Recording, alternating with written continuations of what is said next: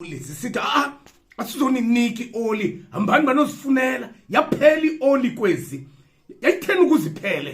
Yayitheni ukuziphele ngoba isingathi lo mbhali akufanelekanga okokuba kube khona umuntu ophelelwa yinto, ngoba mphulaphuli ebomini ziyaphela izinto.